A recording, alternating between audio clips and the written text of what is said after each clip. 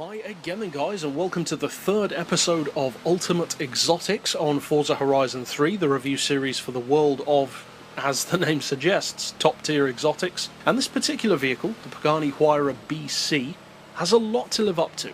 Not just because it's a Pagani, and they're known for being great, but because it's a DLC car. So at the end of the day, you're paying real money to get this car on the game. First of all, I'm going to give the handling of this car a rating of 4 out of 5, because it's definitely more of a track-focused machine, in a similar way to how the Cinque uprates the Zonda. This does that for the Huayra.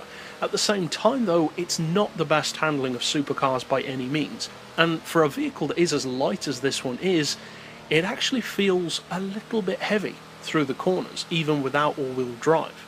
That being said, the horsepower per tonne is over 600, and that's remarkably good for a road-going supercar without any upgrades, so you'd expect the performance to be strong, and it is.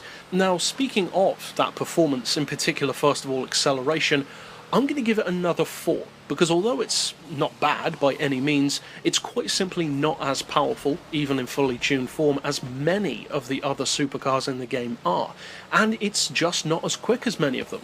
For mid-range performance and top-end in particular, but against some, even for low-end. The benchmark is very strong for this car, but in practice, it's just not that quick.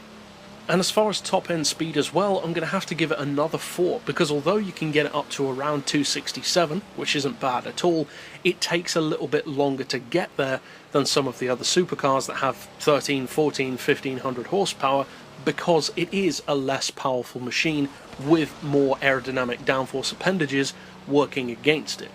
As far as value for money goes, I'm going to have to give it a 3, because it's definitely not bad. It can win you races in multiple categories of event, and it's a nice car, both visually and to drive, but it's a real money vehicle. It's not just the 1.5 million credit price tag, it's a real money price tag, and for that, you want a lot from the car, and unfortunately, although it's definitely not a bad machine, it's a perfectly good supercar generally speaking, it's not outstanding, especially not for real money. And that leads us of course directly into the final category of usability, and for that I'm going to give it a 4. It has a decent amount of use, the class though is already very high, which isn't surprising for a supercar, and you have to do a lot to it to keep it competitive against the much more powerful machines. And that means that overall, I'm giving the Pagani Huayra BC within the supercar class a score of 76. But that's it for this pick overall. I'll see you guys next time, and as always, thanks for watching.